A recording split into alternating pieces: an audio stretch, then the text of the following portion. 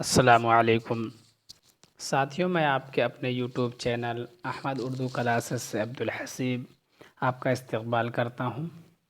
دوستو، you G C net اور جے R F کے ایگزام کا نوٹیفیکیشن آ چکا ہے، اس لیے ہم اس بات کو مد نظر رکھتے ہوئے آج جو مئی میں ہمارا ایگزام ہونے والا ہے اس کے تعلق سے جو ہمارا سلیبس ہے اس میں جو دوسرا یونٹ اردو کی شعری اصناف ہیں اس کے متعلق میں آپ کے سامنے کچھ انتخاب لے کر حاضر ہوا ہوں۔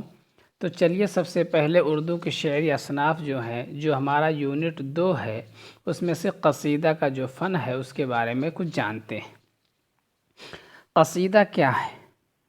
تو آج ہمیں جانیں گے کہ قصیدہ عربی زبان کا لفظ ہے جس کے لغوی معنی مغز غلیظ یا گاڑھا گودا کے ہیں۔ قصیدہ کس زبان کا لفظ ہے؟ عربی زبان کا لفظ ہے جس کے معنی کیا ہے؟ مغز غلیظ یا گاڑھا گودا۔ مغز کے معنی ہوتا ہے گودا، غلیظ کے معنی گاڑھا، تو گاڑھا گودا یہ اردو اس کا ترجمہ لکھا ہوا ہے۔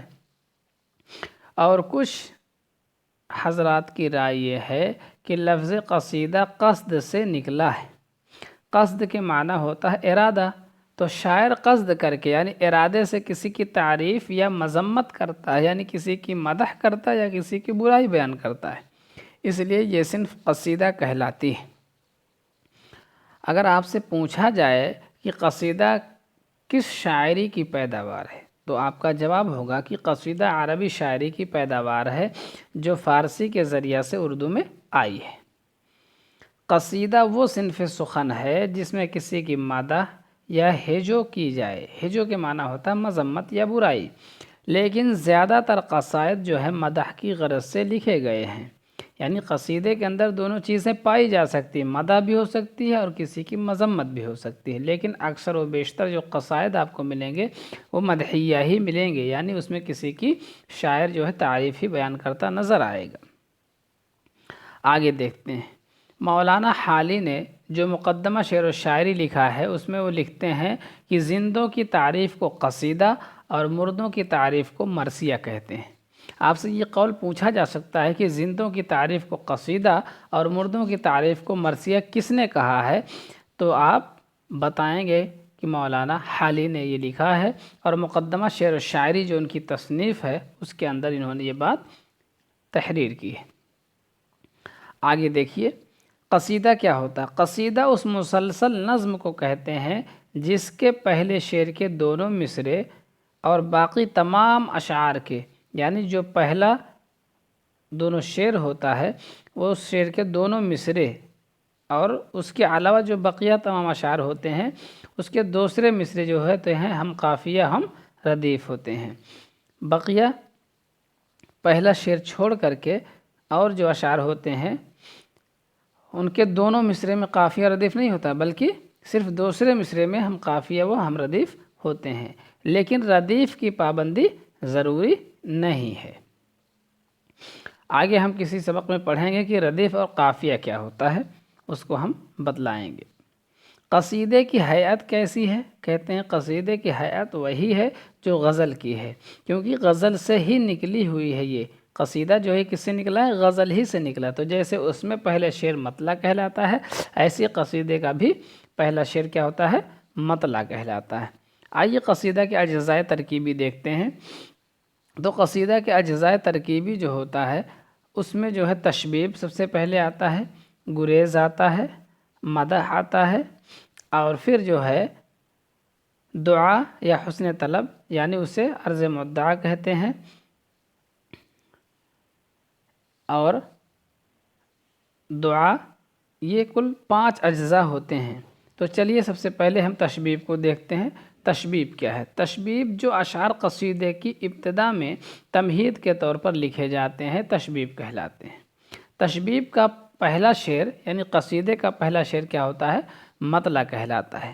تشبیب یہ شباب سے نکلا ہوا ہے جس کے معنی جوانی کے ہوتے ہیں، تو شباب آپ جانتے ہیں جوانی کا جو عالم ہوتا ہے وہ طاقت اور زور کا ہوتا ہے، تو تشبیب کے جو اشعار ہوتے ہیں وہ بڑے زوردار ہوتے ہیں، اس لیے اس کو تشبیب کہا جاتا ہے، جو قصیدے کی تمہید کے طور پر بیان کیا جاتا ہے۔ دوسرا حصہ جو ہے اجزاء ترکیبی کا گریز ہے۔ گریز کا معنی ہی ہوتا ہے بھاگنا، بچنا۔ تشبیب کے بعد شاعر جو ہے تمہید جو بیان کرتا ہے اس کے بعد وہ جو ہے مدح کی طرف بھاگ کر کے جاتا ہے، تو اس لیے اس کو گریز کہا جاتا ہے، لیکن براہ راست مدح جو شروع نہیں کرتا، ڈائریکٹ جو ہے وہ کسی کی تعریف شروع نہیں کرتا، بلکہ بات سے بات پیدا کرتے ہوئے مدح کی طرف آتا ہے، اسی حصے کو کیا کہتے ہیں؟ گریز کہتے ہیں۔ مدح، اس حصے میں شاعر جو ہوتا ہے ممدوح کی تعریف بیان کرتا ہے۔ کیا کرتا ہے شاعر؟ ممدوح کی۔ جو شاعر قصیدہ لکھ رہا ہے اس میں کیا کرتا ہے وہ؟ اس میں جو ہے اپنے ممدوح کی، اپنے جو ہے جس کے بارے میں قصیدہ لکھ رہا ہے اس میں تیسرے حصے میں کیا کرتا ہے وہ؟ مدح، اس کی تعریف کرتا ہے۔ اور چوتھا حصہ جو ہے وہ ہوتا ہے مدعا، دعا یا حسن طلب، اسے مدعا یا عرض طلب بھی کہتے ہیں۔ تو کیا ہوتا ہے اس میں قصیدہ نگار اپنا مدعا بیان کرتا ہے۔ جیسے غالب نے ایک قطعے میں اپنی مالی مشکلات بیان کرنے کے بعد کیا کہا تھا؟ میری تنخواہ کیجئے ماہ بماہ تا نہ ہو مجھ کو زندگی دشوار۔ تو یہاں دیکھیے شاعر کا کیا ہے مدعا، کیا ہے اس کا مدعا؟ یہ ہے کہ وہ اپنے لیے کچھ مانگ رہا ہے، اور پانچواں جز جو یہاں نہیں دیا گیا ہے بلکہ وہ کیا ہے؟ دعا ہے۔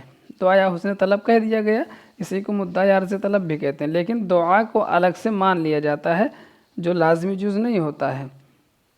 قصیدے کا آخری جز دعا ہے، یعنی پانچواں جو اس کا جز ہے اجزاء ترکیبی کا وہ کیا ہے؟ دعا ہے۔ یعنی شاعر اپنے ممدوح کو جو ہے درازی عمر یا بلندی اقبال وغیرہ کی دعا دے کر قصیدہ ختم کر دیتا ہے۔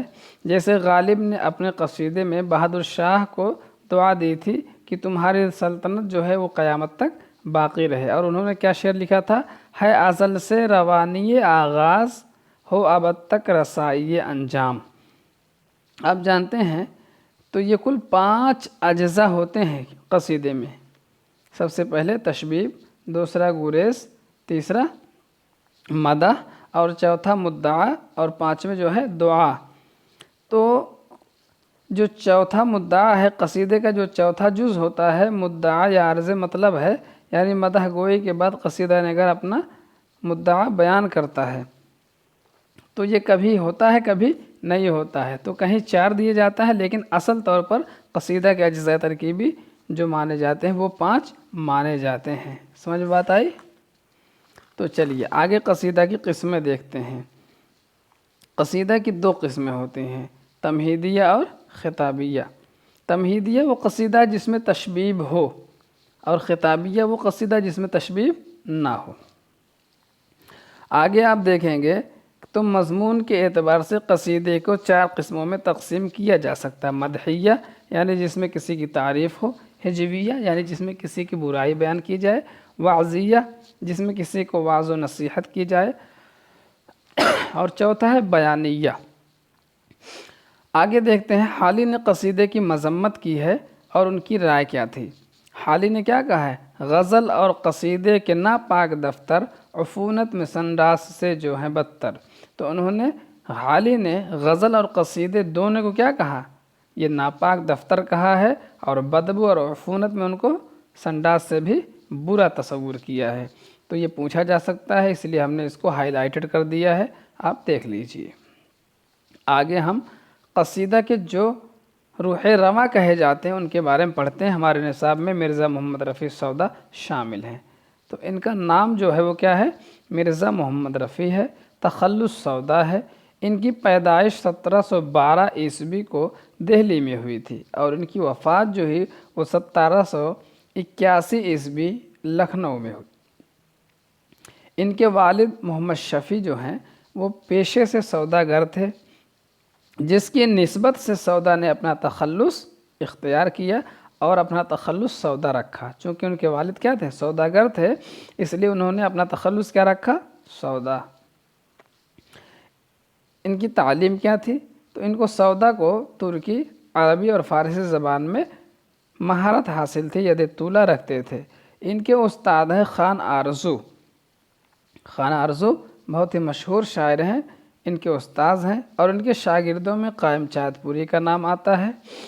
اور ان کی ادبی چشمک کے بارے میں اگر بات کی جائے تو میر تقی میر، مرزا مجہر جان جانا، میر زاحق اور قائم سے ہوا کرتی تھی۔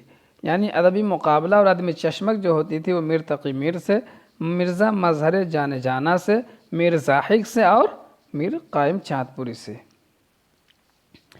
آگے تاریخی بات ہے، سودا جو ہے دہلی میں چونکہ پیدا ہوئے تھے، تو یہ شجاع الدولہ کے زمانے میں جب دہلی اجڑ گئی تو وہاں سے وہ فیض آباد چلے آئے اور ان کے دربار سے وابستہ ہو گئے۔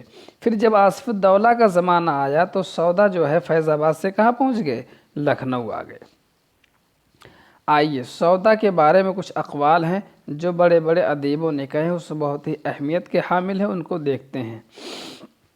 آصف الدولہ کے زمانے میں سودا فیض آباد سے لکھنؤ آ گئے۔ اب دیکھیے سودا کو قصیدے کا نقاش اول کس نے کہا؟ یہ سوال پوچھا جا سکتا ہے کہ سودا کو قصیدے کا نقاش اول کس نے کہا؟ تو غلام حمدان مصحفی جو ہیں انہوں نے سودا کو قصیدے کا نقاش اول کہا ہے۔ اور سودا کو سرعام شعرائے ہندی کس نے کہا؟ یہ سوال ہے، آپ کو جواب دینا ہے۔ تو سودا کو سرعام شعرائے ہندی جو ہے یہ میر تقی میر نے کہا ہے، اور سودا کو صاحب ید بیضہ جو کہا ہے یہ میر حسن نے کہا ہے۔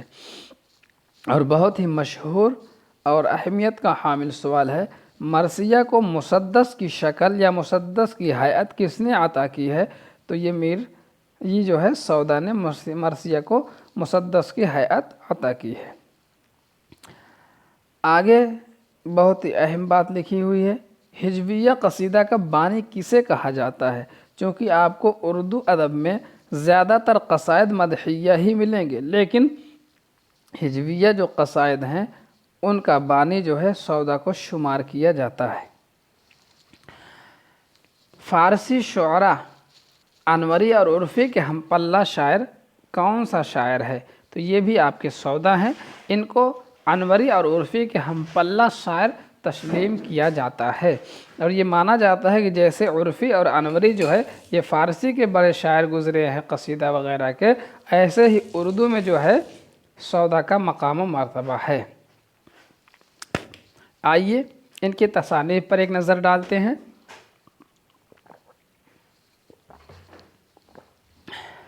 تو سودا کے مطبوعہ یعنی جن کی طباعت ہوئی ہے ان کے قصائد کی مجموعی تعداد یعنی کل تعداد جو ہے 43 ہے، یعنی 40 اور 3 ہے۔ اور سودا کے مراثی کی تعداد، انہوں نے جو مراثی لکھے ہیں مرثیہ کی تعداد ان کی کتنی ہے؟ کل 91، انہوں نے 91 مرثیہ لکھا ہے۔ سودا کی مثنویوں کی تعداد 24 ہے۔ تو مجموعی طور پر اگر آپ سے پوچھا جائے کہ سودا کے مطبوعہ قصائد کی کل تعداد کتنی ہے تو آپ جواب دیں گے 43، یعنی 40 اور 3۔ سودا کے مراثی کی تعداد کتنی ہے تو 91، اور ان کی مثنویوں کی تعداد کتنی ہے تو 24 بتائیں گے۔ سودا کے اہم قصائد پر ایک نظر ڈالتے ہیں اور آج کے ویڈیو کو ہم ختم کرتے ہیں۔ چلیے، انہوں نے لکھا ہے، ہوا جب کفر ثابت ہے وہ تمغائے مسلمانی، یہ قصیدہ انہوں نے لکھا تھا سید الکونین تاجدار مدینہ محمد عربی صلی اللہ علیہ وسلم کی تعریف میں۔ اور اگلا قصیدہ ان کا تھا، اٹھ گیا بہمن ودے سے چمنستاں کا عمل، یہ حضرت امیر المؤمنین حضرت علی رضی اللہ تعالی عنہ کی منقبت میں انہوں نے قصیدہ لکھا تھا۔ اگلا قصیدہ ان کا مشہور ہے، فجر ہوتے جو گئی آج میری آنکھ جھپک، یہ قصیدہ انہوں نے لکھا تھا نواب عماد الملک کی تعریف میں۔ اور اگلا قصیدہ ہے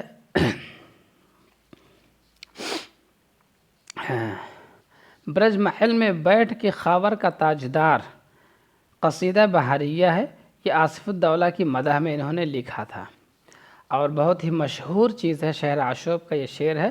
اب سامنے میرے جو کوئی پیرو جمع ہے، یہ کیا ہے؟ ان کا شہر آشوب ہے، بہت ہی مشہور ہے۔ اور قصیدہ جو ہے در حجب اسف، اس کو تضحیک روزگار بھی کہا جاتا ہے چرخ جب سے ابلق ایام پر سوار، یہ بہت ہی مشہور ہے۔ یہ کل شودا کے کچھ اہم قصائد تھے جو بہت ہی اہمیت کے حامل تھے۔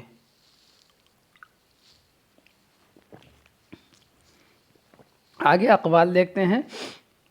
خان آرزو نے کیا کہا؟ خان آرزو نے کہا، مرزا فارسی اب تمہاری مادری زبان نہیں، اس میں ایسا نہیں ہو سکتا کہ تمہارا کلام اہل زبان کے مقابل میں قابل تعریف ہو۔ اگلا قول ہے، اگر سودا نہ ہوتے تو اردو قصیدے کو زیر بحث لانا بھی فضول تھا۔ یہ کہا ہے امداد امام اثر نے۔ رام بابو سکسینہ نے کیا کہا اس کو دیکھتے ہیں۔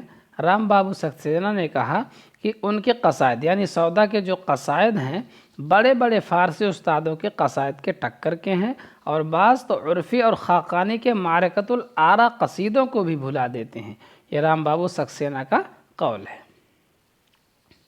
ڈاکٹر محمود الہی کہتے ہیں کہ انہوں نے اردو شاعری کے لیے تشبیہوں اور استعاروں کا دروازہ کھول دیا۔ آئیے جو انہوں نے نبی علیہ السلام کی نعت میں قصیدہ کہا تھا اس کے کچھ اشعار دیکھ لیتے ہیں۔ تو سب سے پہلا شعر ہے اس کا، ہوا جب کفر ثابت ہے وہ تمغائے مسلمانی، نہ ٹوٹی شیخ سے زنار تسبیح سلیمانی، ہنر پیدا کر اول ترک کی جو تب لباس اپنا، نہ ہو جوں تیغ بے جوہر وگرنہ ننگ عریانی، فراہم زرق کرنا باعث اندوہ دل ہووے، نہیں کچھ جمع سے غنچے کو حاصل جز پریشانی، خوشامد کب کریں عالی طبیعت اہل دولت کی، نہ جھاڑے آستین کہکشاں شاہوں کی پیشانی، عروج دست ہمت کو نہیں ہے قدر بیش و کم، صدا خورشید کی جگ پر مساوی ہے زرفشانی، کرے ہے کلفت ایام ضائع قدر مردوں کی، ہوئی جب تیغ زنگ آلود کم ہو جاتی ہے پہچانی، اکیلا ہو کے رہ دنیا میں گر چاہے بہت جینا، ہوئی ہے فیض تنہائی سے عمر خضر طولانی، اذیت وصل میں دونی جدائی سے ہو عاشق کو، بہت رہتا ہے نالہ فصل گل میں مرغ بستانی، موقر جان ارباب ہنر کو بے لباسی میں، کی ہو جو تیغ با جوہر اسے عزت ہے عریانی، برنگے کوہ رہ خاموش حرف ناسزا سن کر، ناسزا کے معنی ہوتا ہے جو مناسب نہ ہو، لائق نہ ہو، کتاب بد گو صدائے غیب سے کھینچے پشیمانی۔ تو دوستو آج کی ویڈیو میں اتنا ہی، ملتے ہیں اگلی ویڈیو میں، تب تک کے لیے خدا حافظ۔ آپ کو نیٹ JRF اردو کا اگر اچھا جو ہے اپنا امتحان کی اچھی تیاری کرنی ہے تو ہمارے چینل احمد اردو کلاسز کو ضرور سبسکرائب کیجئے۔ خدا حافظ۔